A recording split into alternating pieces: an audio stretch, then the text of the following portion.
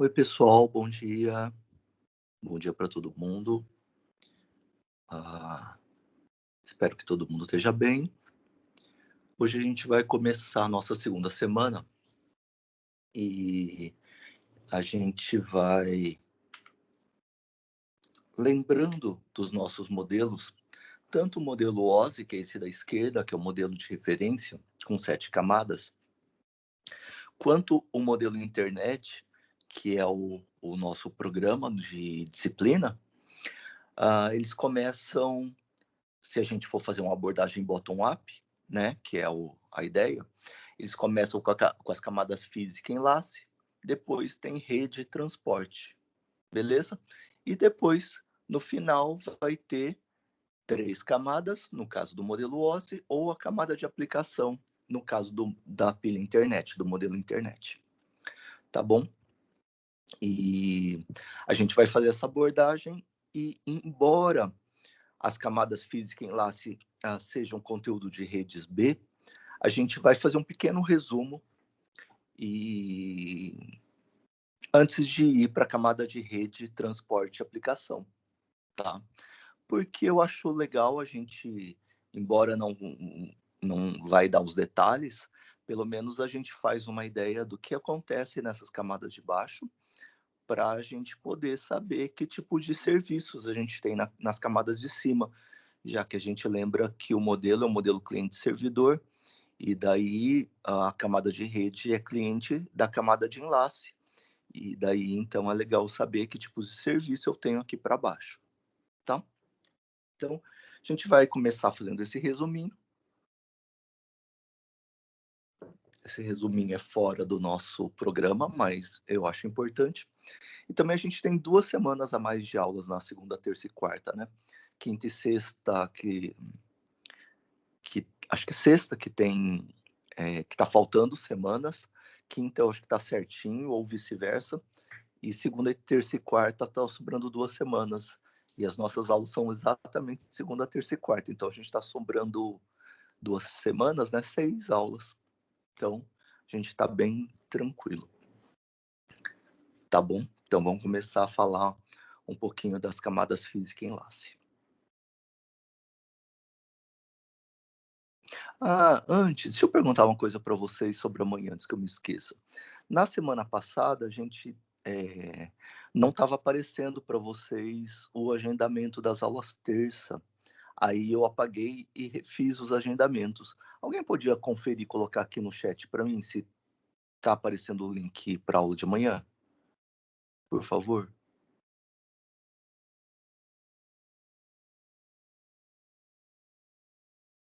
Beleza, valeu, Fabrício. Joia. Então, amanhã nesse link que está aparecendo aí, tá? Joia. Legal, eu tinha feito um link em cima de redes à prática, mas não sei por que motivo. Enfim, mas beleza. Daí a gente faz no link que está aparecendo lá. Então, falando da camada física, de novo a gente vai dar um overview, né? Talvez as 2 hoje, ou no máximo essa semana só a gente fala das 2 camadas. Para a gente ver o modelo completo, e daí em redes B vocês veem os detalhes da camada física e enlace, tá bom? Primeira coisa da camada física que a gente tem é falar de topologia de rede. E as topologias, ou a forma como as ligações físicas ou as ligações de comunicação são feitas, é muito importante para o projeto de redes. Então, vamos dar uma olhada lá no slide. O que é a topologia, então? É a estrutura de interconexão das várias estações que compõem a rede. Os autores mais antigos chamavam de interconexão física, e os autores mais modernos só colocam interconexão, como eu li, tá bom? Então, mesmo que as conexões sejam feitas sem cabeamento, essa estrutura também define a topologia. Então, elas tendem a ser estrela. Bom, a gente vai olhar quando falar das topologias. E as topologias também podem refletir tanto a localização geográfica das estações, como o fluxo de informação gerado entre elas. Tá bom? Vamos dar uma olhada. E uma coisa importante sobre o projeto das topologias é que elas devem prover conectividade, ou seja, conectar todas as estações, todos os hosts, hospedeiros, sistemas finais, equipamentos ou o nome que você queira dar, tá? Modularidade, ou seja, imagina que dê falha, e as falhas podem acontecer no hardware, no software ou na comunicação, beleza? No hardware, no software ou na comunicação também. Então, caso aconteça alguma falha, por exemplo, que essa falha não atinja a rede toda. Então, aí é a ideia da modularidade. E também para diminuir os custos, né? De inserir novas estações, os custos de processamento também, por exemplo, de roteamento de mensagens. Então, é legal que as redes sejam modulares. Uma outra característica é que elas sejam expansíveis, né? Acho que essa é meio óbvia, né? Tipo, você vai querer colocar mais equipamentos e a rede deve permitir isso. Ou melhor, a estrutura, já que a gente está falando de topologias, deve permitir isso. E uma última é prover segurança de transmissão, tá bom? Então vamos dar uma olhada aqui. Tem duas formas de transmissão de dados. Uma que é, às vezes, traduzida como ponto a ponto, chamada de store and forward. Tipo assim, cada estação, né, cada nó de processamento, cada equipamento pega a mensagem, entre aspas, armazena a mensagem, que é o store, daí vê, eu vou mandar para esse enlace aqui, ou esse aqui, ou esse aqui. Aí ele decide para qual enlace ele vai mandar e manda para frente. Beleza? Ou a transmissão também pode ser broadcast, muitas vezes traduzido como multiponto, onde o sinal se propaga em vários sentidos, ou, entre aspas, em várias direções, e daí atinge as várias estações, os vários equipamentos. Beleza? E agora a gente vai ver as topologias, ou as principais topologias puras, porque daí a gente pode hibridizar essas topologias, segundo essa classificação.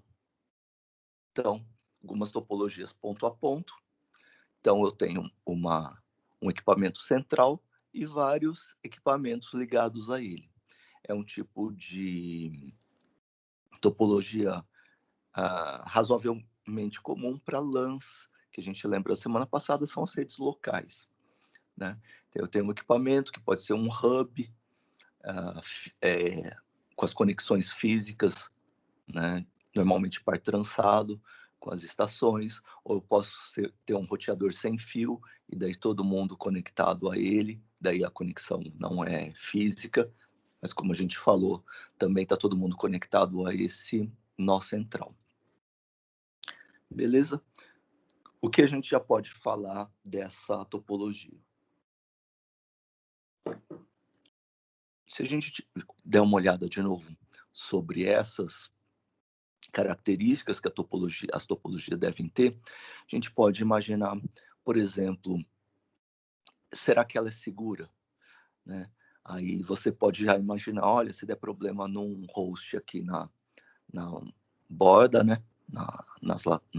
Nos extremos, não deve acontecer muita coisa, né? Só vou perder esse equipamento, ou o equipamento e o enlace, se eu perder o enlace aqui.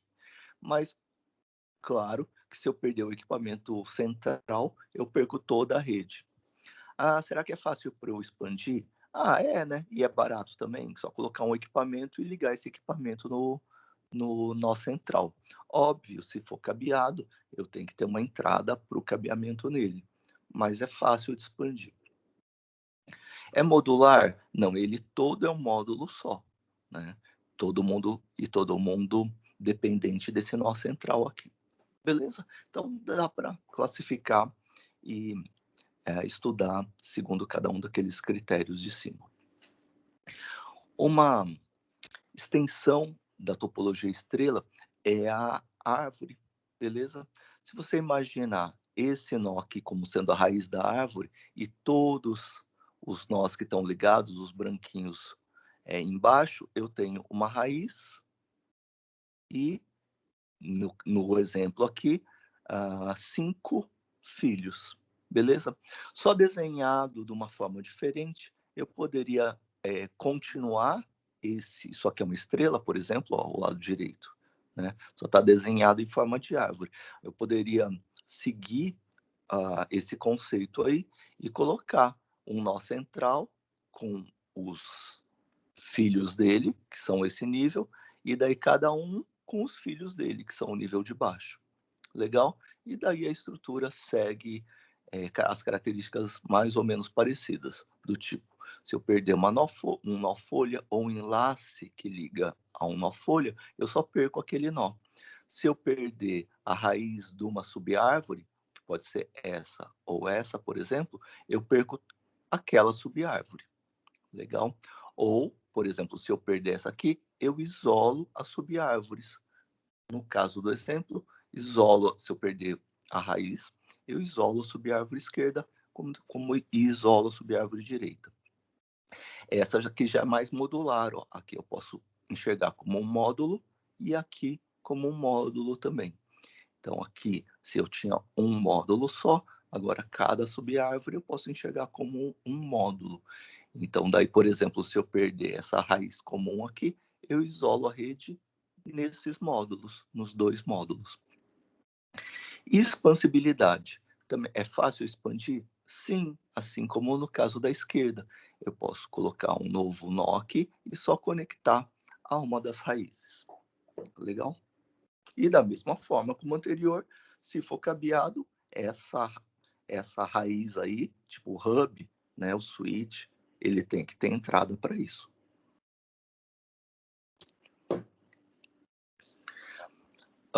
Por que topologias ponto a ponto? Porque, por exemplo, para eu mandar uma mensagem de um nó para o outro, essa mensagem vai parar nos nós intermediários, que vão dar o store, né, vão armazenar e mandar para frente.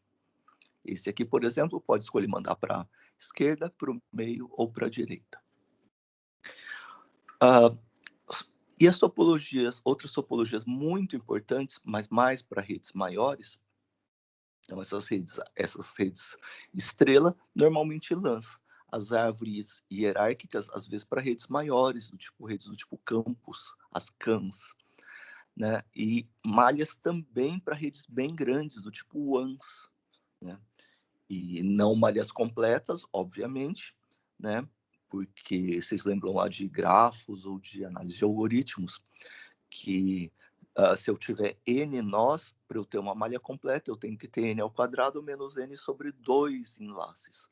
Então, se eu tiver muitos nós, eu teria que ter realmente muitos enlaces, né? Cresce com o quadrado. E, então, nas redes de longa distância, usualmente a gente tem malhas, não malhas completas. Legal?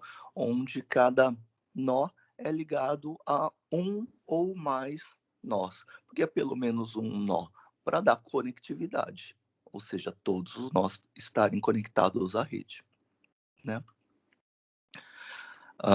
E daí eu posso escolher os nós mais importantes, eles podem estar conectados a mais de um nó e, portanto, terem mais de um enlace interligando eles.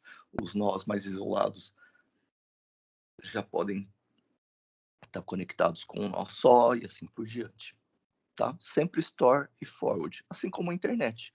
Então, eu quero mandar uma mensagem desse nó aqui, inferior direito, para esse aqui, superior central, eu mando para frente, aí esse nó aqui vai dar um store, vai armazenar, vai ver, eu mando para cá ou para cá. Ou seja, o algoritmo que a gente vai, que é o algoritmo de roteamento de mensagem. Aí ele vai escolher para onde ele vai mandar para frente, manda para cá, por exemplo. Daí, esse aqui, ele pode escolher mandar para cá ou para cá, né? Então, ele armazenou, deu o store e manda para frente, até chegar no destino. Outras topologias ponto a ponto, né? Algumas redes do tipo CAN, né? As redes do tamanho de um campus, são assim. Redes locais mais antigas também tinha bastante, ou algumas redes assim também. Redes do tipo anel. Legal?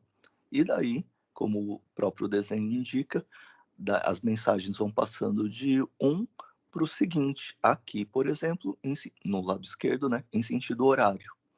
E os anéis podem ser bidirecionais também.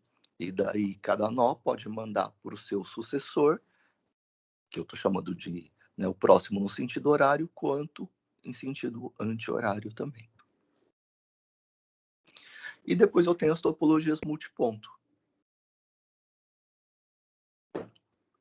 As principais topologias, a gente tem as topologias em barramento, legal.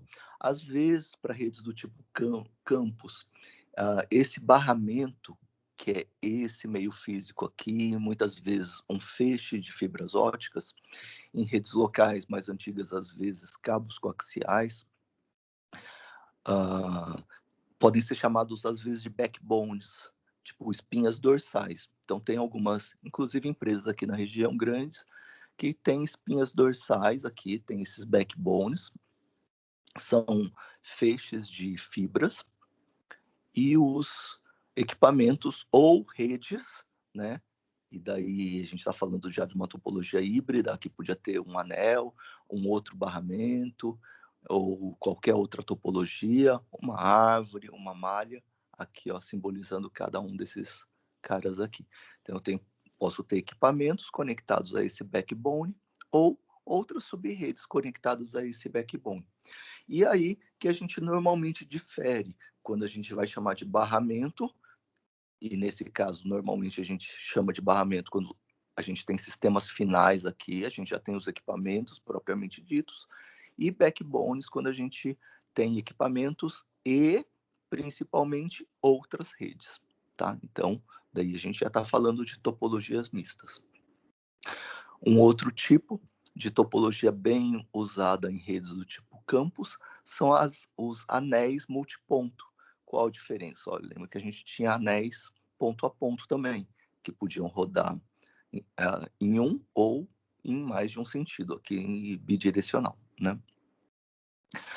Nesse caso aqui, o sinal ele trafega no anel todo, tá?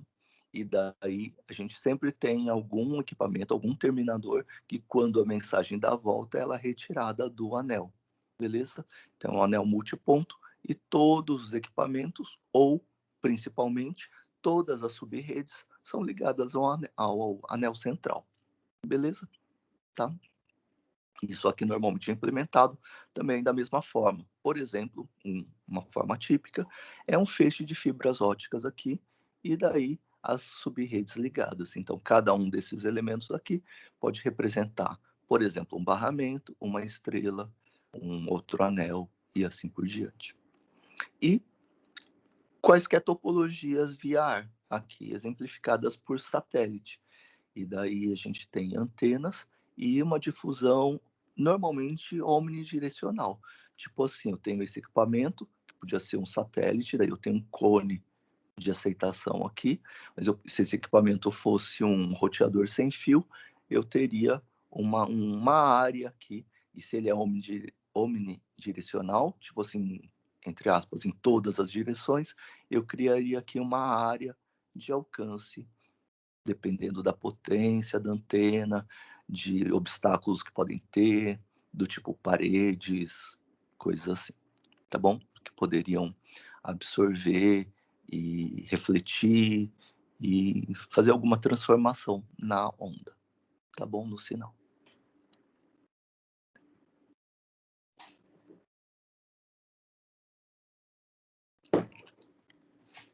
Qualquer coisa, vocês vão me parando, tá?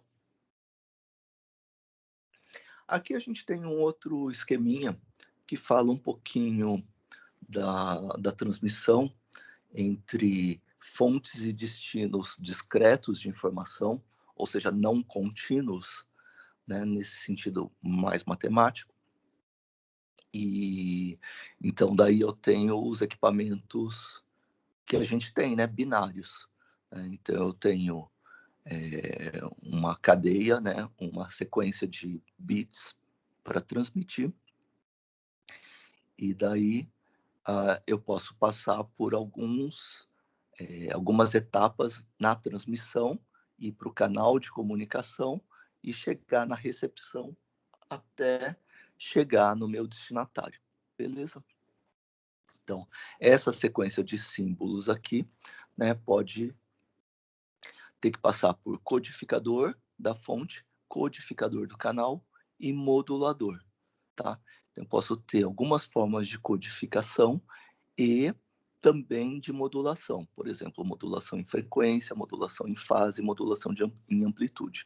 A maior parte da modulação que a gente tem é modulação em frequência, como vocês devem imaginar, né? Então, eu tenho um meio físico, o ar, por exemplo, e daí eu posso modular em frequência. Então, cada intervalozinho de frequência, eu posso colocar um sinal diferente, né? Então, assim como FMs, digamos assim, tá bom? E daí eu posso usar um canal só, um meio físico só, para vários canais de comunicação, né? Todo canal físico de transmissão que pode ser implementado através de fibra ótica, cabo coaxial, par trançado, através do ar, e, portanto, fisicamente ser realizado através de sinais elétricos, óticos, etc., onda de rádio e tal, passa por esse canal de comunicação aí, né? Por exemplo, o meio físico de comunicação. E todo canal real é suscetível a ruído, que transforma e atenua o sinal, né? Modifica também o sinal em qualquer canal de comunicação real. Então, quando o sinal chegar no receptor, o sinal vai ser diferente do sinal que foi enviado, porque ele sofreu transformação aqui, ele sofreu perda, e ele deve chegar em condições de ser reconhecido pelo equipamento receptor, que vai se constituir do inverso de lá, né? Tipo, demodulador e os decodificadores até chegar no destino. Uma outra coisa para a gente falar, uma das últimas, eu acho, do meio físico, da camada física, é a gente falar de codificação, né? Que estava logo aí em cima.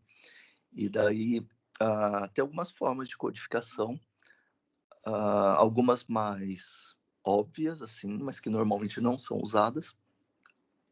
Então, aqui, por exemplo, ó, tem só a onda do clock, né? Então, aqui eu tenho o período, beleza? Em cada período ele sobe e desce e tal. E eu quero transmitir um certo sinal, que vai ser 0, 1, 1, 0, 0, 0, 1. Só que está um pouquinho deslocado para a direita, tá? Então pensa que nesse intervalo eu vou transmitir o 0, aqui nesse eu vou transmitir 1, aqui nesse eu vou transmitir 1, 0, 0, 0, 1. Beleza? Bom, primeira forma de codificação, que é a mais óbvia, talvez, é essa on-off, tipo ligado, desligado, unipolar, não retorna a zero. Faltou um Zzinho aqui, tá? Então, olha, 0 transmitido como sinal baixo, 1 como sinal alto, 1 como sinal baixo, 0, 0, 0, 1. De boa, tá? Esse é possivelmente o mais óbvio. E as variações dele? Quando ele é polar, então aqui ele é unipolar, por exemplo, 0 e 1, mais 1, por exemplo. Então tem um polo só. Quando ele for, por exemplo, menos 1 e mais 1, ele é polar, beleza? Então ele tem os dois polos aqui. Unipolar, um deles é o 0. Beleza? E a gente tem as variações do unipolar e do polar, que não retornam a zero, são os que retornam a zero. Qual a diferença? É que quando ele for transmitir 1, no meio do intervalo ele retorna a 0. Aqui, de novo, ele está transmitindo 1, no meio do intervalo... Cadê meu mouse? No meio do intervalo ele retorna a 0. Quando é 0, ele já fica em 0. Quando é 1, no meio do intervalo ele retorna a 0. Tá bom? Bom, Antes da gente ir para algumas codificações que são usadas, só um pequeno comentário é que esses sinais aqui eles podem apresentar muitos problemas para serem reconhecidos, do tipo, se eu tenho uma sequência muito grande de uns ou uma sequência muito grande de zeros, eu posso perder o tempo, né, e não saber se aqui foram, por exemplo, 100 zeros ou 101 zeros ou 99 zeros, tá bom? Então é legal que a transmissão de sinais tenha não muitas, mas algumas oscilações para poder ser reconhecida. Alguns sinais também carregam o clock, né?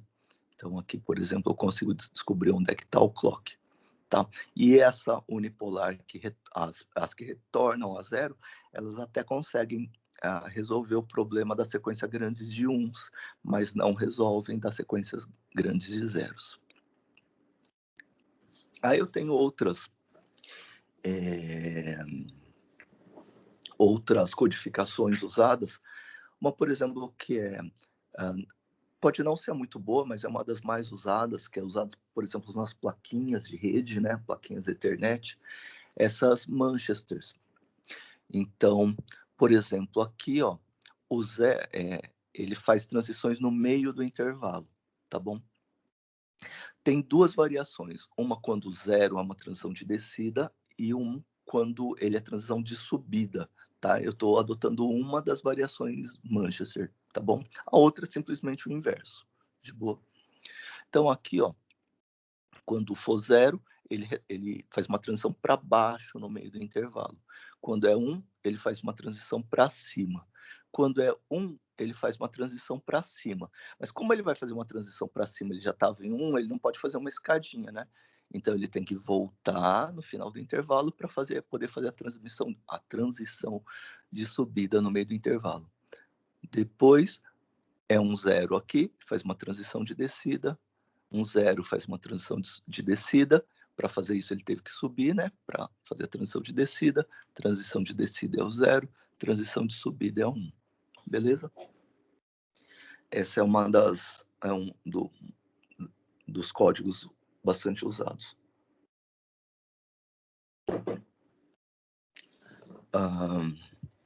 Aqui, os zeros fazem uma transição no meio do intervalo, tá? E os uns não. Então, ó, o 0 faz transição no meio do intervalo e 1 não faz transição no meio do intervalo. Todos os códigos diferenciais fazem transição no final do intervalo, inclusive, enfim, qualquer código. Então, assim, tipo, no final do intervalo ele faz transição, no final do intervalo ele faz transição, no final faz transição, tá? Então, essa é uma das formas. Tem um outro código bom também, embora ele não carregue o sinal do clock, por exemplo, o Manchester diferencial carrega o sinal do clock, né?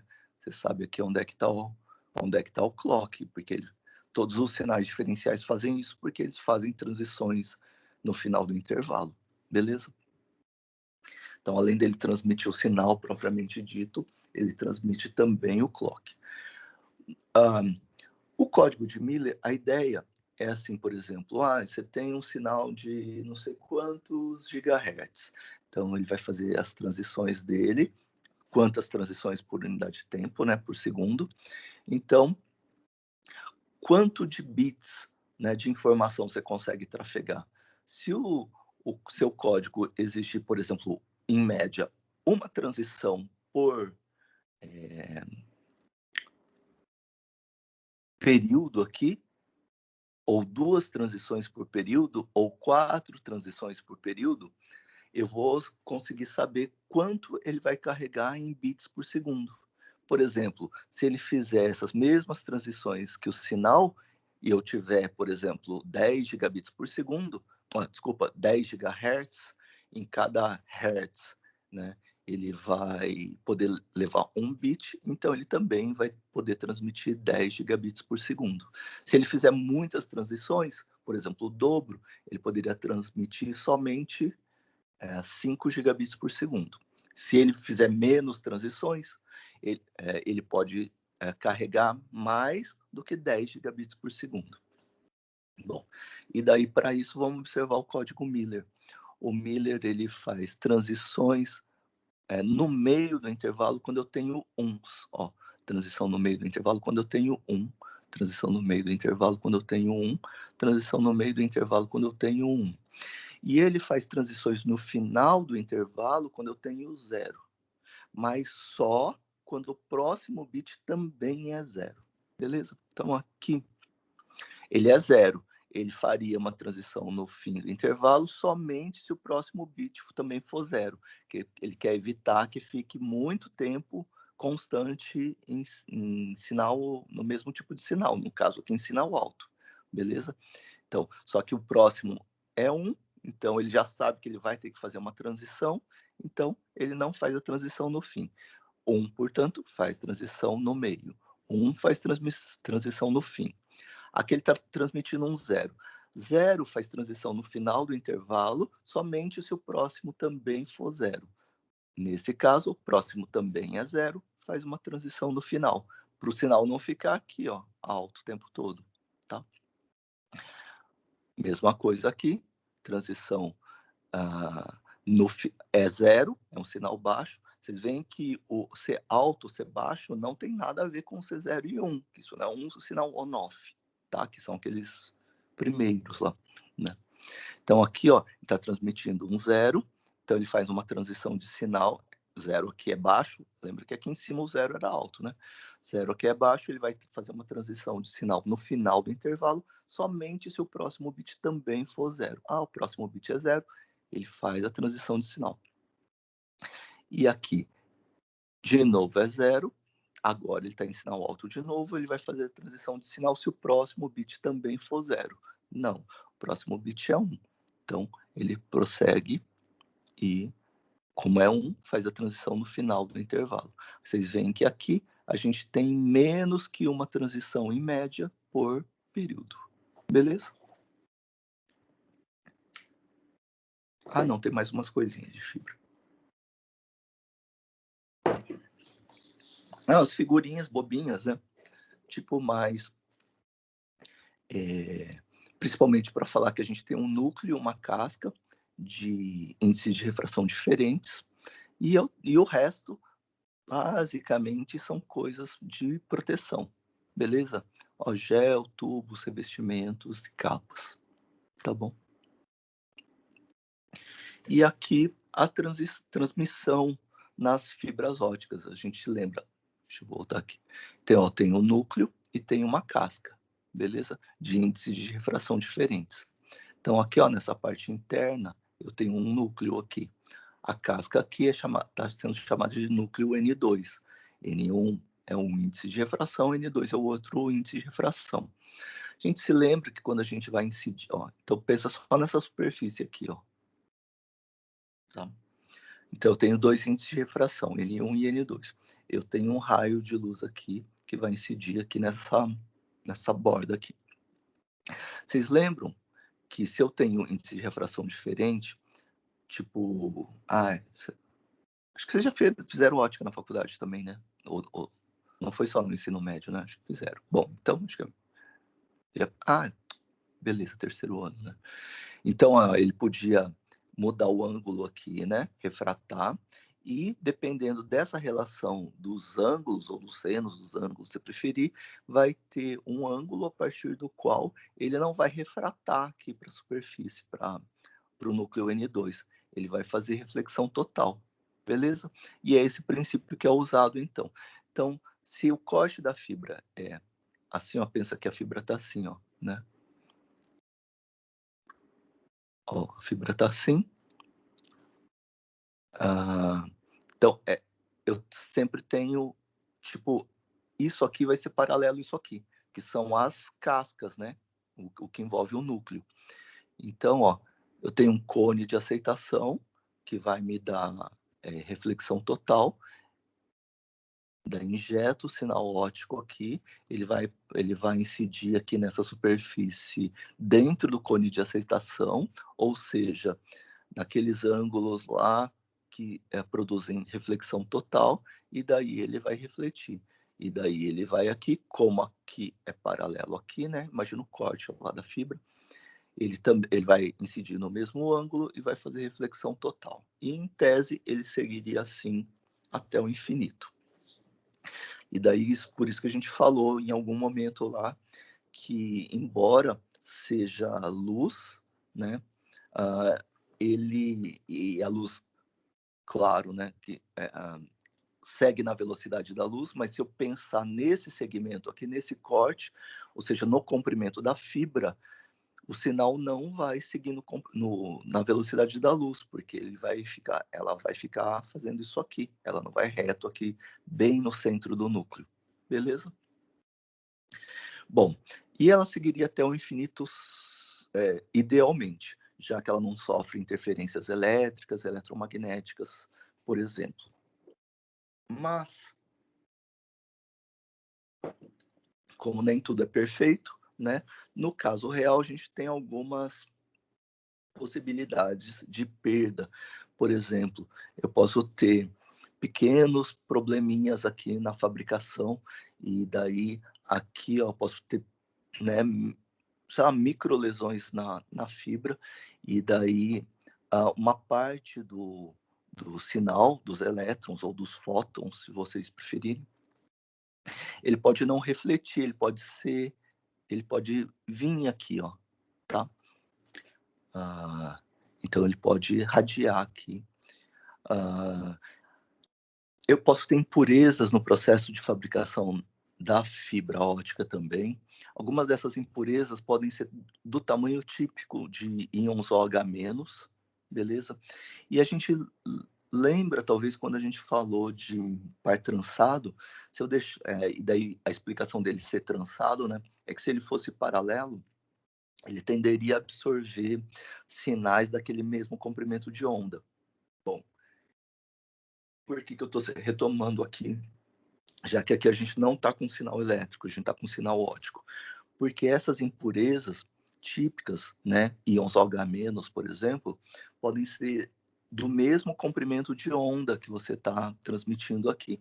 E se acontecer isso, esses íons tendem a absorver o sinal, beleza?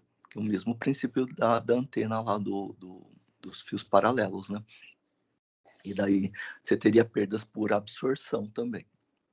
Beleza, bom. Mas isso é detalhe, né? E daí, enfim, o lance é que a transmissão não é exatamente na velocidade da luz por causa das reflexões e o sinal ele sofre perdas porque o canal é real e mesmo que a transmissão seja em fibras óticas, o sinal degrada, né? Então depois de um tempo vou precisar de repetidores e coisas assim. Aqui, ó, tem um gráficozinho que fala do comprimento de onda em microns e tem, tipo, perdas, né? Então, tem algumas janelas de poucas perdas. Então, para esses comprimentos de onda aqui e para esses comprimentos de onda aqui, que normalmente são usados para as fibras óticas aqui também, beleza? Então, essas regiões de mínimo aqui, ó. Então, aqui a gente tem as fibras mais baratas, e daí o sinal é mandado nesses comprimentos de onda aqui, ou nesses aqui. Daí para aproveitar as áreas de mínimo, né? Perda mínima, tá? Obviamente não precisa ser mínimo global, né? Aqui está óbvio que é um mínimo local só, né? E aqui também, né? Que a gente tem um outro mínimo aqui. E aqui a gente tem algumas gerações, aqui algumas das primeiras gerações, e daí a relação de distância e a capacidade de transmissão, vulgo velocidade, né? Então, se aumenta a distância, você diminui a velocidade, beleza? Aqui ele tá, percebam só que a escala aqui não é linear, né? Tá. Bom, legal. Mas os nossos serviços desse semestre, que começam na camada de rede, não tem a camada física como servidora, né? A gente deu uma olhada na camada física porque, enfim, para fazer a ideia, e daí caso a gente precise discutir sobre algum aspecto um pouquinho mais de transmissão, a gente já tem um overview. A camada de rede vai ser cliente da camada de enlace, né, que é a camada vizinha, é adjacente, né, imediatamente inferior, tá?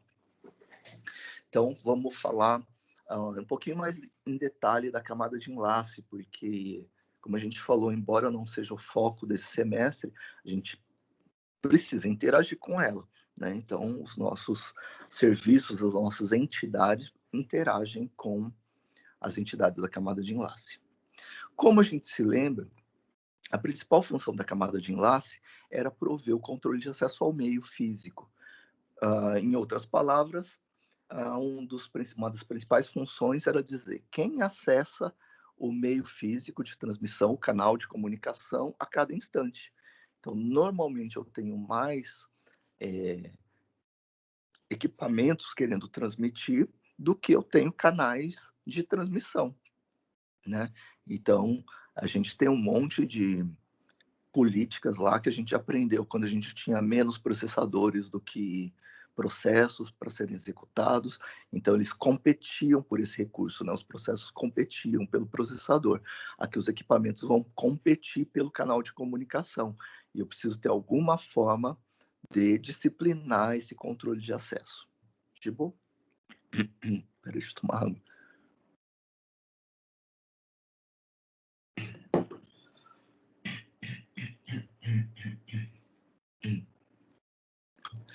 E uma diferença que a gente tem é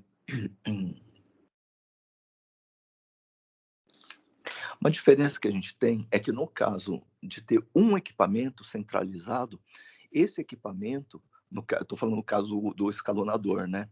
Do escalonador lá, que vai escolher o processo que vai executar em cada núcleo, né, em cada processador a cada instante. Tem um cara que já está controlando todo mundo fisicamente. Está todo mundo lá naquele equipamento, né? Todo mundo são os processos, né? Os threads. Tá todo mundo lá e ele vai escolher, ó, eu executo você agora, executo você depois, executo você depois. No caso de ambientes distribuídos, como é o caso de redes de computadores, quem é que vai falar, olha, transmite você ou transmite você? Lembra que os equipamentos estão em locais físicos diferentes. Eu não tenho um cara onipresente, onipotente que vai falar, olha agora, e daí todo mundo vai ouvir instantaneamente, vai obedecer e dizer, olha, agora você pode transmitir, é um cara que está numa sala, e daí não sei quantos milissegundos fala, não, agora é você outro que pode transmitir, é um cara que está na outra sala, né? Se eu pudesse transmitir mensagens do tipo que fosse falar, não, agora é sua vez, eu já estaria fazendo transmissões. Então, quem ia controlar esse segundo meio de transmissão aí? Então, eu tenho um problema, né? Então, aquele mesmo cenário que a gente tinha lá, que o escalonador fazia, eu tenho um cenário distribuído agora. Então, e a gente vai ver as duas formas principais de lidar com isso.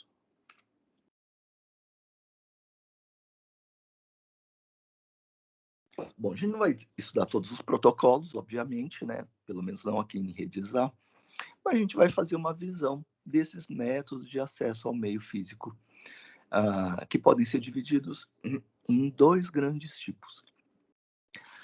Os métodos determinísticos, onde a gente pode determinar o pior caso, ou seja, eu tenho uma mensagem super importante, uma mensagem prioritária para ser transmitida. Em quanto tempo, no máximo, eu vou conseguir transmitir essa mensagem?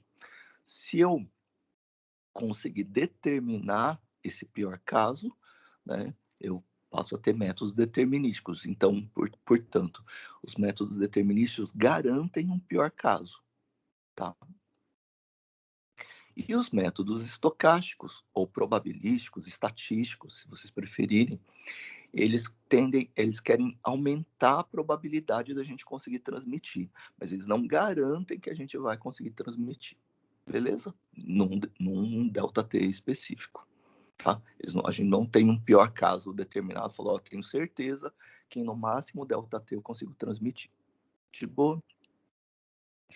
Bom, nos métodos determinísticos eu tenho dois subgrupos. Métodos com controle descentralizado e com controle centralizado. E nos métodos estocásticos eu tenho métodos síncronos e métodos assíncronos. De boa? Vamos dar descer mais um pouquinho nesse nosso detalhamento, então, para dar uma olhada nisso aqui, embora a gente não vai chegar em todos os protocolos. A gente vai falar dos protocolos que a gente usa mais. Ou que vão ser importantes em algum outro ponto desse semestre. Eu vou trocar aqui. Bom, o primeiro, que é uma... eu vou voltar lá na topologia em anel, cadê? Aqui. Os protocolos do tipo token, que são protocolos determinísticos, tá bom? Eles têm uma inspiração nos nossos escalonadores time-sharing, né? Aqueles round robin, os mais simples, né? Sem prioridade, lembram disso. E daí, então, a ideia é que a permissão de transmitir vai passar de um para o outro, de um sistema, de um equipamento para o outro, numa lista circular, assim como num time-sharing round robin, né? A questão que a gente acabou de pôr é quem vai determinar, ó, como eles vão saber que agora é esse aqui, aí passou um certo delta T. Às vezes a gente pode chamar de quantum de tempo também.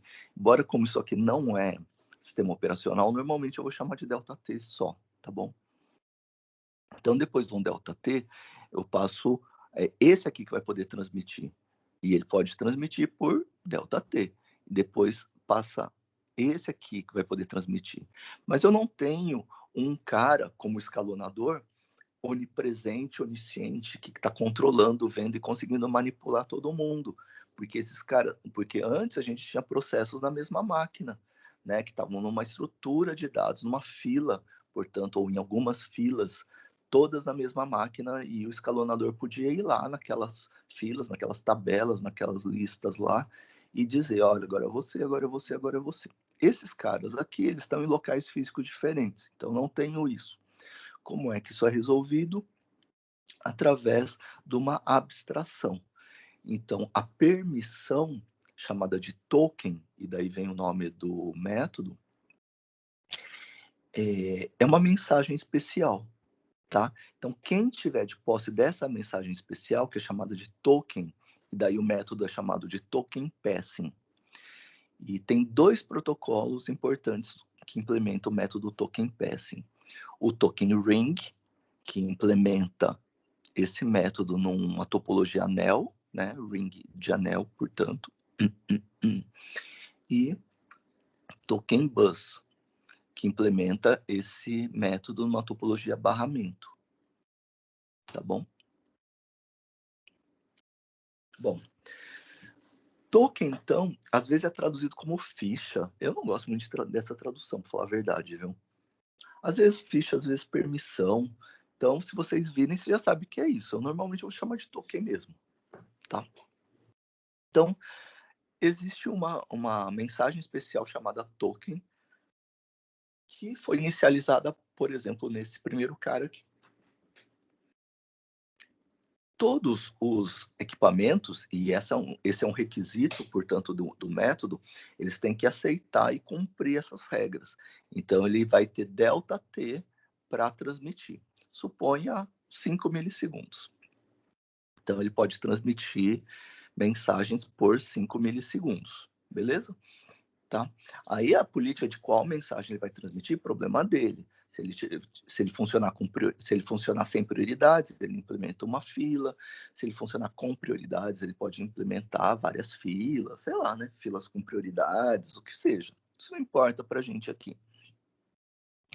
Então, ele pode transmitir por ΔT. Peraí.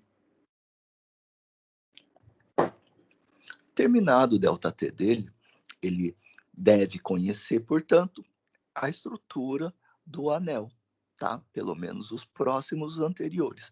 Então, ele passa para o próximo equipamento.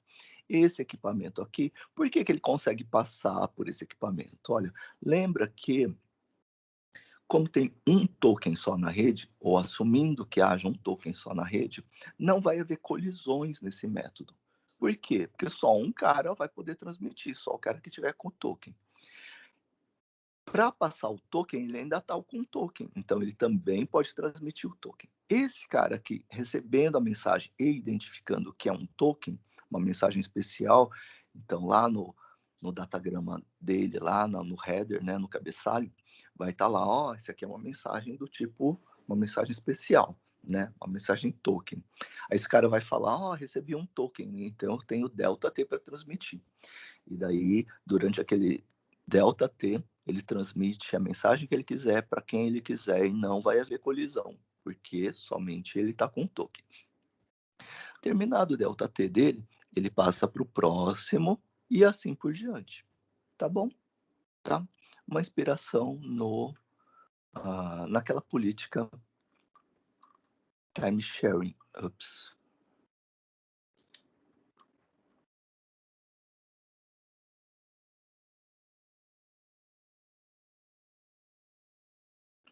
Beleza? Se eu tiver em outras topologias, por exemplo, em topologia barramento, eu não tenho um anel físico, mas eu posso ter um anel lógico. Então, a transmissão vai seguir um anel lógico, que eu acho que não está com todas as ligações. Vamos seguir aqui do G. G, depois ele transmite por ΔT, passa para o H, depois passa para o A, passa para o B, passa para o C, passa para o D, passa para o E, passa para o F, que passa para o G. Tá bom? Forma um anel aqui que está incompleto aqui no desenho, como vocês perceberam. Tá bom? Mas deu para sacar como ele funciona, né? Então, apesar das conexões físicas serem diferentes, né, existe um anel lógico que determina quem é a próxima estação. De boa? E os protocolos do tipo CSMA, tá? Principalmente o CSMA-CD e o CSMA-CA, que são protocolos estocásticos. Então, a ideia é que aqui, ó, imagina que eu tenha N equipamentos. E o tempo que esse token demora, né, que cada estação tem para transmitir e para mandar o token para a próxima, eu chamo de ΔT, tá? Então agora eu estou acrescentando esse ΔT, o tempo de transmitir para a próxima estação. Se eu tiver N estações, no máximo N vezes ΔT, cada estação vai poder ter o token de novo e, portanto, vai poder transmitir. Por que no máximo? Porque se tiver alguma estação no meio que não tem nada para transmitir, ela já passa para frente, o token, tá bom? Então, eu consigo determinar o pior caso. Nesse nosso exemplo, em no máximo N vezes ΔT, cada estação vai poder transmitir. Tá? Protocolo determinístico, portanto. Deixa eu colocar uma figurinha aqui. Né?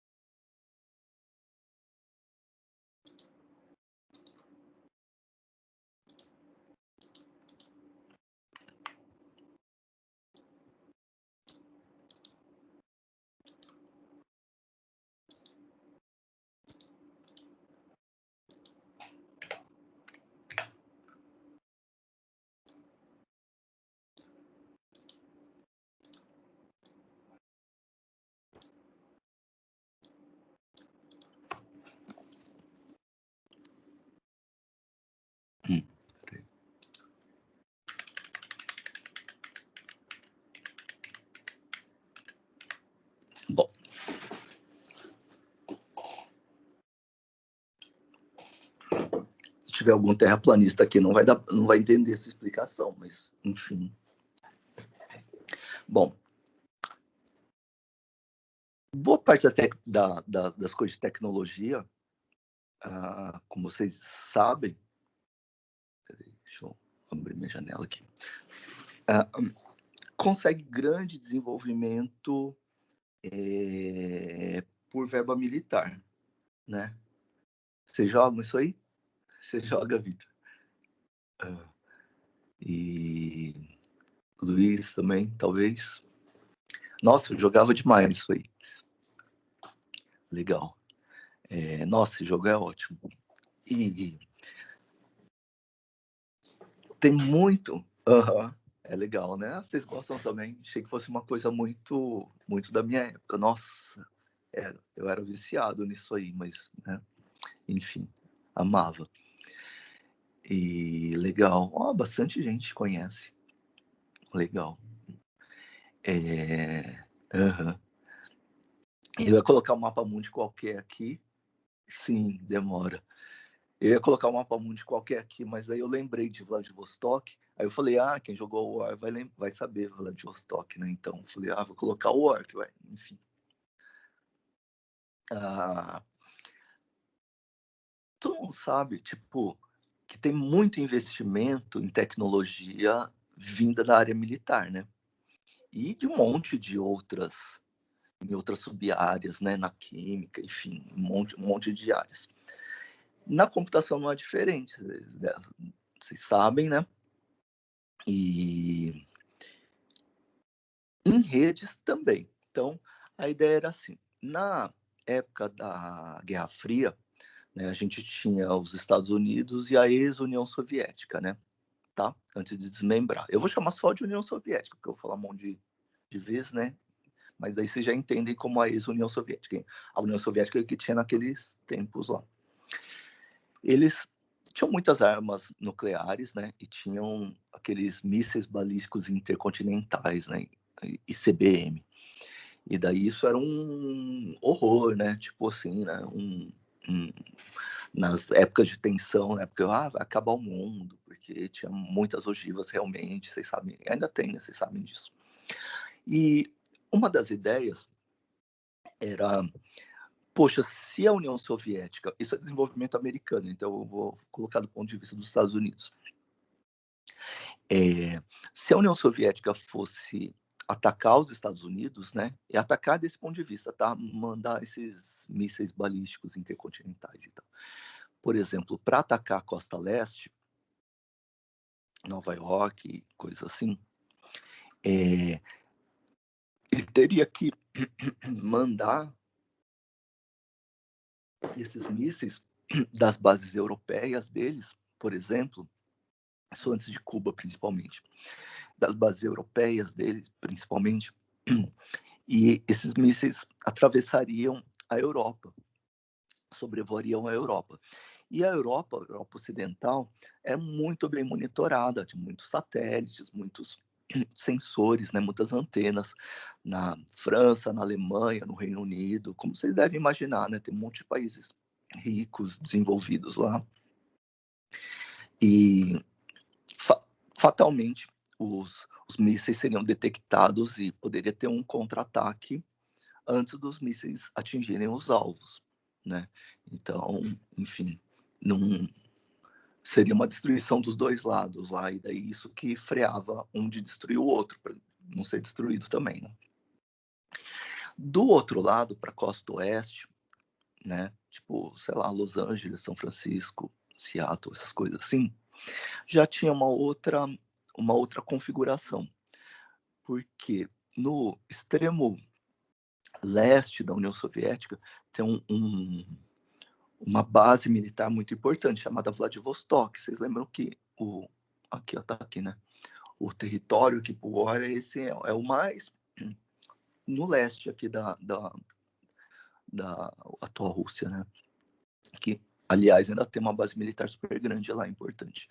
Então, tinha um monte de mísseis lá em Vladivostok, e daí, para eles atacarem a costa leste dos Estados Unidos, o que tem aqui no meio? Basicamente, o Oceano Pacífico, né? Então, e como se monitora um oceano do tamanho do Oceano Pacífico? Bom, meio não se monitora, né? Assim, é muito complicado. A gente está falando de década de 70, 60, 70 e tal. E era muito complicado monitorar, né? Mas eles precisavam disso. Então, tinha porta-aviões no meio, tinha um monte de estratégias aqui que ficavam meio estacionadas, tinham algumas embarcações e tal, mas mais ou menos no meio do caminho tem o Havaí, né, que é um estado americano, um arquipélago, vocês sabem, e lá tem, em algumas ilhas, tem, tá, tem umas montanhas super altas, beleza? E daí eles colocaram sensores lá, né, aquelas antenas, para captar, enfim, captar movimentos, tipo aviões e mísseis também. Legal? E daí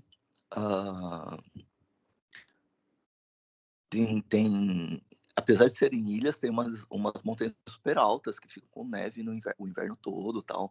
E daí a ideia é assim, eles queriam ter mais de um sensor, mais de um radar em pontos diferentes, em pontos longe. Deve imaginar os nossos sensores, assim, que a gente mais, talvez, usa, que a gente é mais dependente, são os olhos. Se você tivesse um sensor só, um olho, você continuaria enxergando formas e tal, mas teria menos noção de profundidade, de distância. O que dá a noção de profundidade? Se você fechar um olho, colocar um objeto perto, e o mesmo objeto, você fechar agora o outro olho, você vai ver que quanto mais próximo o objeto está, mais diferentes vão ser a captação do objeto para a gente. Tá? Então, os nossos sensores vão captar o objeto de formas diferentes. E essa diferença entre a captação do objeto é que dá a noção de distância para a gente. Então, a presença de 2 ou mais sensores, tanto que, por exemplo, para fazer fotos 3D, coisas assim, daí a gente precisava, as câmeras que faziam isso normalmente tinham 2 sensores também, ou pelo menos 2 sensores. Enfim. E daí eles instalaram, então, esses sensores em montanhas diferentes e eles tinham que comunicar a ocorrência de qualquer tipo de sinal que estava sendo captado. Beleza? Bom, então, a gente parte daí. Primeiro método que eles propuseram, que foi implementado, deixa eu voltar aqui. Então, esses métodos, tipo a CSMA, foram originários do método Aloha. Por que método Aloha? Que é o comprimento, né, típico lá do Havaí. E daí, por isso que tem esse nome. Aí a ideia era assim, os primeiros métodos Aloha, que era o P-Aloha, ou Aloha puro, falava assim, tipo, eles tinham sensores nas montanhas e a comunicação é por onda de rádio, assim como é hoje, tá bom? Então, os sensores ficavam lá e eventualmente eles podiam detectar algum objeto estranho, tipo um avião. E daí eles tinham que mandar mensagens uns para os outros para mandar as imagens e daí poder ver que tipo de embarcação era, tipo que tipo de avião era e se o sinal, se eles pegassem o sinal em tempos diferentes, né, eles podiam, por essa noção de distância, eles podiam fazer uma inferência de velocidade. E daí poder ver, isso deve ser um avião comercial, ou não, isso deve ser um avião militar, ou um míssil, coisas assim. Beleza? Tá? Então, os sensores precisavam se comunicar. E para comunicar, eles tinham que mandar mensagens. E mandar mensagens significava mandar mensagens por uma certa frequência. Era via onda de rádio, tá? Assim como é feito hoje. Pegava uma frequência pré-estabelecida e mandava o sinal para as outras estações naquela frequência. Acontece que muitas vezes quando um antena captava o sinal, as outras também captavam. E bem nos momentos que eles mais queriam transmitir, todo mundo estava captando o sinal e todo mundo querendo transmitir. Isso dava um grande volume de colisão de sinais, porque todo mundo ficava transmitindo a todo momento. Por quê? Porque ainda não era token. Estava começando essa ideia de novos protocolos. E o protocolo inicial, o P-Aloha, tem alguma coisa para transmitir, eu transmito. Simples assim. E por isso que dava muita colisão. Ou seja, mais de uma estação transmitia sinais diferentes no mesmo canal de comunicação, os sinais se sobrepunham, ou seja, colidiam, e ninguém entendia a lufas do sinal. Daí eles tinham que mandar de novo. Só que daí tinha os novos sinais e esses sinais que colidiram, e cada vez ficava mais congestionado. Legal. Esse era o Aloha. Ele tinha algumas medições de eficiência, dava 18,3, se não me engano. Tinha um centésimos lá, mas não lembro. Tipo 18 aproximadamente, então, tá? 18,3% de eficiência. Isso queria dizer que em regime, tipo, normalmente, né? Em média, tipo assim, meio entre aspas, a rede passava 18,3% do tempo transmitindo sinais. E o resto em colisão. Você acha? Tipo, 81,7% em colisão, 18,3% em transmissão. Bom, aí foram mexendo nesse método. Uma coisa que eles mexeram, agora a gente vai para isso aqui, ó, CS, MA e CD, tá?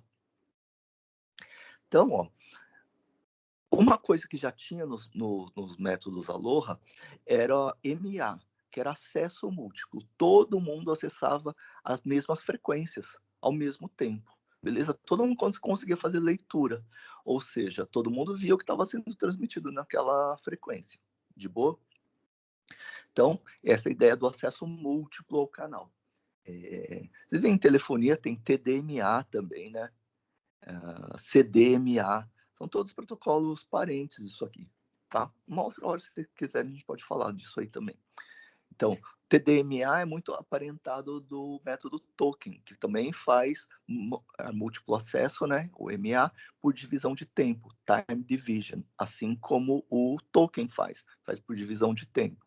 O CDMA e as variantes, né, WCDMA, sei lá, enfim, mas o princípio é o mesmo. TDMA é o que a TIM usa, coisa assim, né? Enfim, CDMA vivo, acho que usa, enfim. Aí faz esse acesso múltiplo por divisão de código, tá? CDMA, enfim. Bom. Então, o que importa é esse MA, por enquanto. Né? Todo mundo acessava o mesmo canal de comunicação, ou seja, todo mundo fazia leitura simultânea, mesma frequência, todo mundo acessava a mesma frequência. Aí os caras falaram assim, legal, só que vejam que por esses índices de desempenho, a rede não ia bem, né? Pô, né, dava muita colisão e muito tempo em colisão e pouco tempo em transmissão. Os caras falavam, pô, para que eu... Antes de transmitir, eu vou primeiro ver se já tem alguém transmitindo. Por quê? Se já tiver alguém transmitindo, se eu transmitir por cima, eu já sei que vai dar colisão. Concordo? Então, esse foi o primeiro método que daí deixou de ser batizado de Aloha. Tinha o P Aloha e o S Aloha, enfim, não vou fazer todo o detalhamento. Tinha algumas outras pequenas variações também. Que foi chamado de CSMA. E por que CS? É o...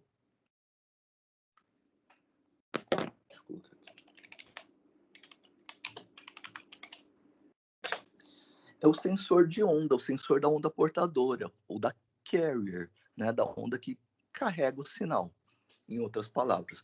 Então, eles ficavam escutando o meio de transmissão, né? Já que eles tinham acesso múltiplo.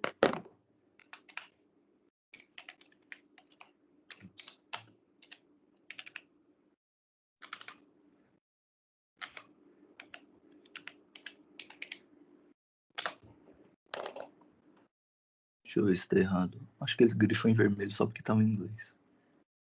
Enfim, acho que é isso mesmo. Aí, eles ficavam com esse sensor da portadora, né, da onda que estava sendo transmitida. E daí, pô, para que eu vou transmitir se já tiver alguém transmitindo? Eu já sei que eu vou transmitir por cima, eu já sei que vai dar colisão. Não só ninguém vai entender a mensagem que eu estou transmitindo, quando eu ainda vou atrapalhar a mensagem do outro. Pô, daí já deu origem ao protocolo CSMA, que é a base desses protocolos que a gente usa. E, pô, muito legal, né? Mas mesmo assim dá muita colisão. Por que dá muita colisão se você, antes de transmitir, você verifica? Ah, por causa do problema da corrida.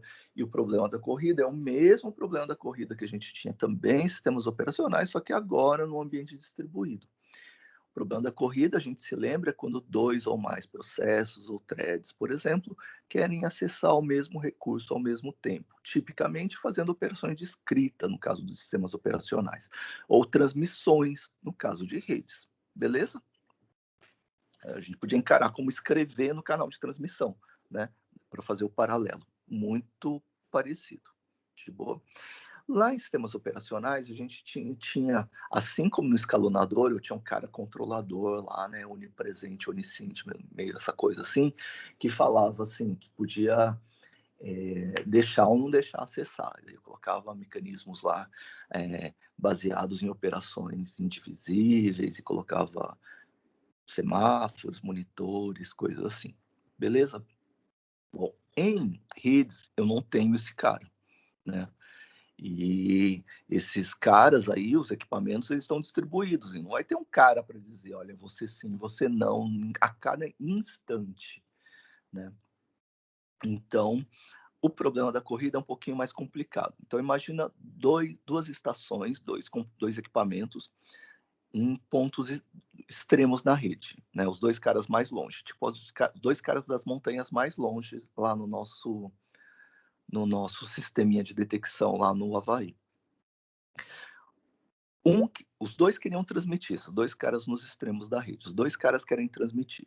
Os dois vão ao mesmo tempo, ou mais ou menos ao mesmo tempo, verificar o canal, ver se tem alguém transmitindo, fazer o CS. Não tem ninguém transmitindo. O cara da esquerda fala, né? Começa a transmissão. Nesse mesmo instante, ou antes que o sinal chegue no cara da direita, o cara da direita também verifica se tem alguém transmitindo. Não tem ninguém transmitindo, porque não tinha mesmo, ou porque o sinal ainda não chegou, tá? E ele fala: não tem ninguém transmitindo, tá de boa, vou transmitir também. Aí os sinais colidem. Então, esse tempo que a gente costuma chamar tempo de aquisição do canal é um pouquinho mais demorado e tem a ver com o tempo de um sinal chegar de um extremo ao outro extremo da rede, tá bom? Durante esse intervalo de tempo, pode ser que haja colisão, pode ser que outros equipamentos queiram transmitir e achem que o meio está tranquilo e transmitam também, beleza? Daí dá colisão. Por isso que vocês já viram esses equipamentos tipo hub, tem sempre uma luzinha, às vezes amarela, às vezes laranja, enfim, que fica piscando o tempo todo, pelo menos quando tem bastante gente no laboratório, fica piscando o tempo todo, tempo todo, que é a luzinha de colisão, beleza? Isso acontece muito, muito, muito, muito. Então, mas já melhorou pra caramba, né? Já evitou um monte de colisões. Agora imagina que, tendo havido colisões, se vocês concordaram comigo que é possível haver colisões, mesmo todo mundo checando e verificando que não tem ninguém transmitindo, né? Desse ponto de vista do que é possível ele saber a cada instante, não tinha ninguém transmitindo, mesmo assim pode dar colisão. Bom, partindo do pressuposto que todo mundo aceitou isso, né? Se havendo colisão, então, os equipamentos têm mensagens razoavelmente longas para transmitir, por exemplo, hoje no IP, normalmente a gente transmite pacotes de 32 kB. Imagina, você está nos primeiros bytes lá, você vai estar transmitindo 32 kB, tipo, ou até 64, que é a capacidade do IPv4. Transmitindo, já deu colisão. Para que você vai ficar transmitindo até o fim dos seus dados? Concordam? Pô, só vai ficar mantendo o canal ocupado em vez de eu liberar logo o canal. Então a ideia é o CD.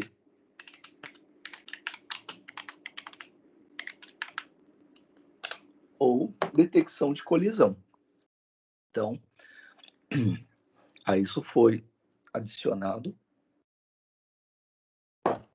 uma função de, pô, eu estou transmitindo, eu consegui, né? Não tinha ninguém transmitindo, eu fui lá e comecei a transmitir.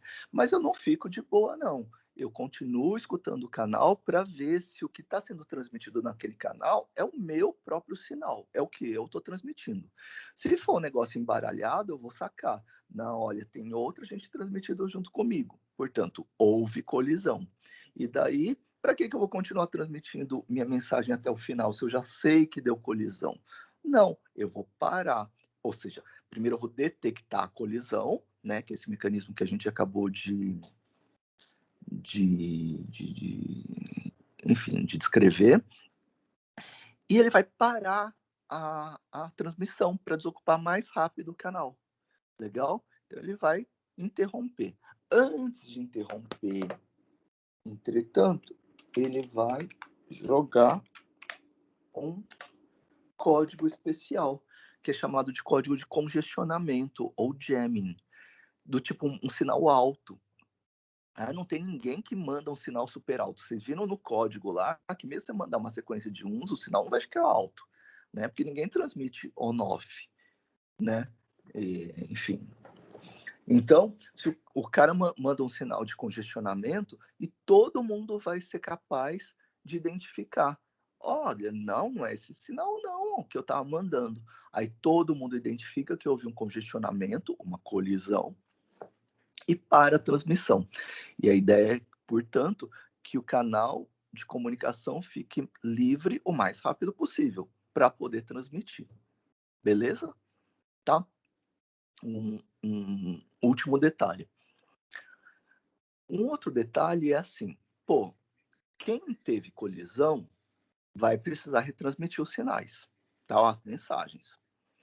Se eles derem um tempo do tipo um delta T fixo, por exemplo, 5 milissegundos, vocês concordam que, no mínimo, esses dois, e pode ser outros caras que podem ter novas demandas de transmissão, eles vão daqui 5 milissegundos, por exemplo, ver se o meio está livre, vão ver o meio livre e vão tentar ao mesmo tempo de novo, né? E daí daria colisão até o infinito, tipo assim. Se eu colocasse valores diferentes, eu estaria implicitamente dando prioridades diferentes para as estações. E normalmente não é isso que eu quero, tá? Então, como é que o protocolo resolve? Ele gera um intervalo de tempo aleatório e crescente. O crescente a gente já falou de um pouco. Então, ele gera um intervalo de tempo aleatório para a estação tentar transmitir. Então, ele gera um intervalo, por exemplo, as estações, inclusive, podem gerar ao mesmo tempo, mas isso é pouco provável, tá?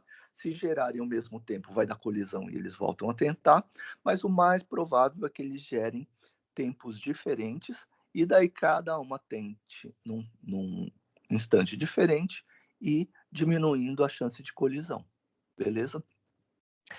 Por que intervalos aleatórios e crescentes? Porque nessa segunda vez que a estação vai mandar, ela gerou um intervalo de tempo, o intervalo foi diferente da outra estação, e daí ela vai ver se o meio está livre, ela começa a transmitir. Isso garante que a transmissão vai ser com sucesso? Não. Outras estações podem ter tido novas demandas de transmissão, podem naquele mesmo instante, e o instante, se a gente lembra que tem a ver com aquele tempo de propagação entre os extremos da rede. Então, naquele, entre aspas, instante, outra estação queria transmitir, foi lá, viu o meio ocupado, desculpa, viu o meio livre e tentou transmitir também, e deu colisão. Então, nada garante que nessa segunda tentativa a transmissão vai ter sido com sucesso. Então, quanto mais colisões a estação, quanto mais colisões seguidas a estação sofrer, ela vai aumentar o intervalo de geração de números aleatórios. Por exemplo, se ela gerava de 1 a 5, ela vai passar a gerar com intervalo de até 10 ou até e assim por diante, sempre com intervalos crescentes, porque ela sabe que mais estações estão querendo transmitir, que ela está concorrendo com mais estações, tá bom? Então, ela vai aumentando. E por isso que se diz que se você tiver uma demanda de transmissão compartilhada entre vários equipamentos, quando essa demanda de transmissão começa a se aproximar de 70% da capacidade da rede, por exemplo, você tem uma rede lá, 1 gigabit por segundo. Se a soma das demandas de transmissão dos equipamentos naquela subrede começa a se aproximar de 70% disso, tipo 700 megabits por segundo, a quantidade de colisões começa a aumentar e a rede começa a, entre aspas, travar. E o travar do ponto de vista do usuário, para nós a gente sabe, está tendo muita colisão e a taxa de aproveitamento das mensagens, ou seja, aquelas que são transmitidas sem colisão, vai diminuindo. Beleza? Então, essas redes são muito boas para redes não muito ocupadas, né? Nesse sentido, com taxas de ocupação menores que 70%. Então, para a gente terminar, observar esse diagramazinho aqui. Então, se a estação quer transmitir, ela está lá escutando, né? Todo mundo lá no meio físico compartilhado, que podia ser naquela frequência lá, se for via rádio. Aí o carrier sense lá. O barramento está livre? Se não tiver livre, ele vai ficar um tempinho até ver, né, voltar a ver se o barramento está livre de novo. Se o barramento estiver livre, ou se o meio de transmissão estiver livre, ele inicia a transmissão. Mas ele continua monitorando para ver se houve colisão, que é o CD aqui, o detecção de colisão. Se não houve colisão, fim. Mensagem transmitida com sucesso. Se houve colisão, ele suspende a transmissão, que é o jamming, né? Insere um código de jamming, espera um tempo, essa espera de tempo a gente sabe que é aleatória, né, e crescente, espera um tempo antes de tentar transmitir de novo. Beleza? Então, é assim que funciona. Uma pergunta para vocês é assim, ó. A gente teve 2 métodos, né? Um estatístico, um estocástico e um determinístico. Daí o que a gente tem para falar quase todo mundo usa esse método estocástico, né? As variações de CSMA, CSMA-CD e CSMA-CA para rádio, para Wi-Fi, né? 802.11. Por que o povo não usa as variações do token, que são determinísticas? Que aqui eu não consigo determinar o pior caso, né? Nunca, não sei se da próxima vez também vai dar colisão. Por que vocês acham que os protocolos estocásticos é que dominam o mercado?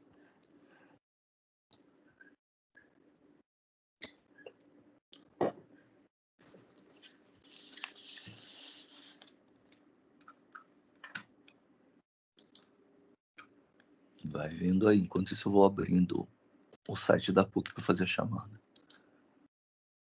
Pode abrir o microfone, viu?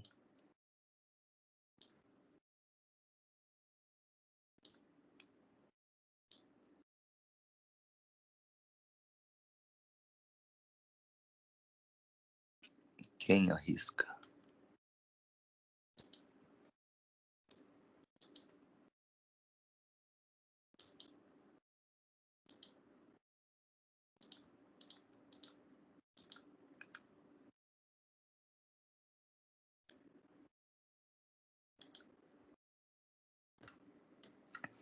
Bom, vou fazer a chamada aqui, vou verificando qualquer coisa, eu chamo mais especificamente.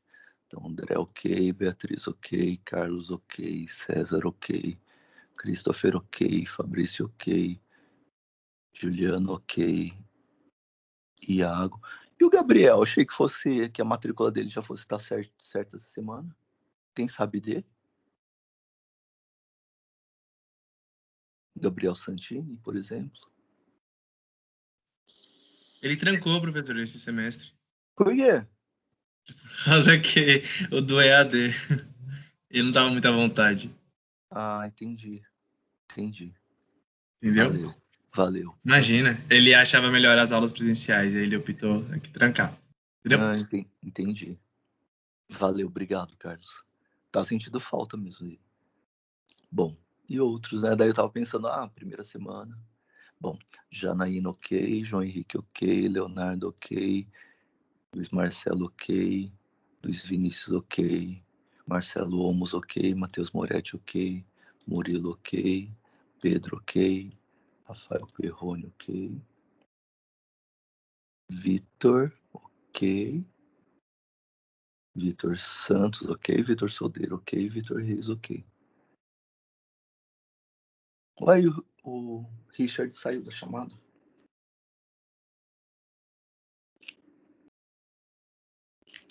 Beleza. Deixa eu confirmar aqui. Salvar. Só um minuto pra gente retomar e encerrar. Tá.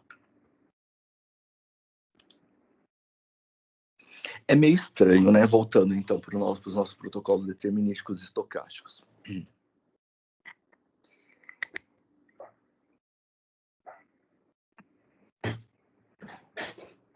A ideia é que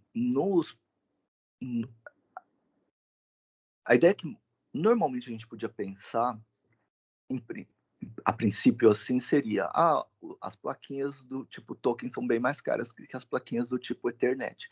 Esse protocolo CSMA-CD dá origem às plaquinhas Ethernet, tá? São bem mais caras. Plaquinha Ethernet nossa, sei lá, muitas vezes mais barato. Eu poderia falar, não, mas se a demanda fosse inversa, as plaquinhas, né, e daí com fabricação em escala muito maior nas placas do tipo token e menor nas placas do tipo Ethernet, a gente teria um cenário inverso de preço, né? E daí você ia ganhar escala no outro tipo de placa, né? Então, isso não responde tanto a pergunta, né?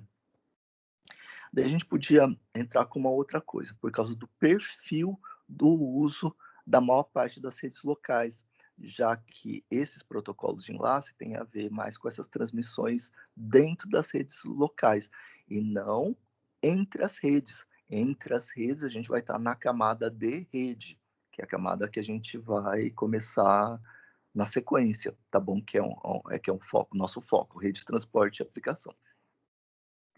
Então, qual que é o perfil de aplicação? O pessoal chama de transmissão em rajadas. E o que é transmissão em rajadas? Às vezes um usuário tem um monte de demanda do tipo, eu quero transmitir um arquivão, quero baixar do servidor, sei lá da onde, mandar para o servidor de impressão, coisa assim. E muitos períodos de silêncio. Então você fica muito tempo, pelo menos do ponto de vista do sistema, a gente está falando de milissegundos para baixo, microsegundos, nanosegundos, você fica, né, o usuário normal fica em períodos longos de silêncio, ou seja, sem ter demanda de transmissão. Se a gente tivesse um protocolo tipo token, esse token ficaria circulando entre as estações e a gente perderia muito tempo em fazê-lo circular e a estação não ter nada para transmitir e passar para a próxima. Legal? A ideia do perfil de transmissão em rajadas é que, às vezes, num dado instante, só um ou pouquíssimos usuários querem, dentro de uma subrede local, querem transmitir. E daí, se não tiver ninguém mais transmitindo, ele sempre vai achar o meio livre e vai poder ocupar até a capacidade toda do canal de transmissão, porque não vai dar colisão nenhuma. Concordo? Então, a ideia é mais essa, por causa do perfil Então, por causa do perfil dos usuários. Então, quando eu tenho poucos usuários disputando, ainda que haja várias colisões, costuma ser mais barato, desse ponto de vista computacional, né, mais eficiente, bancar as colisões do que bancar a transmissão do token por um monte de estações que não querem transmitir. Legal? Então, daí essas aplicações para redes pequenas, né, tipo que você tem em casa, que tem na universidade, às vezes em departamentos pequenos, né, em salas dentro da empresa, tal, né, para aquelas subredes, esses protocolos estocásticos, tá bom? Então, isso é por hoje. Uma última pergunta. Na semana passada, a gente deu alguns algoritmos de transmissão entre processos, né? Principalmente sinais. Aí responde para mim aqui no chat. Aquilo lá foi. Daí a minha ideia é que era uma recordação, né? Aí todo mundo concorda que foi uma recordação ou trouxe alguma coisa de novo?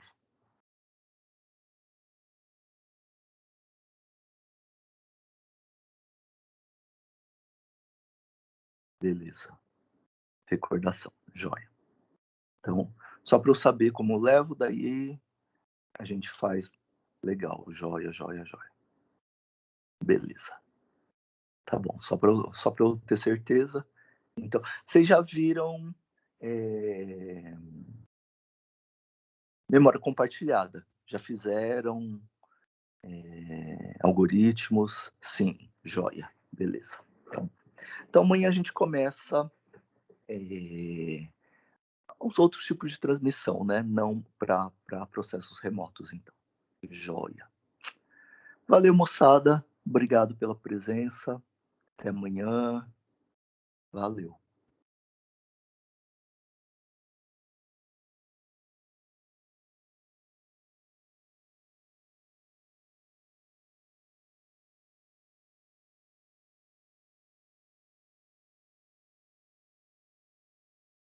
Até mais. Até amanhã.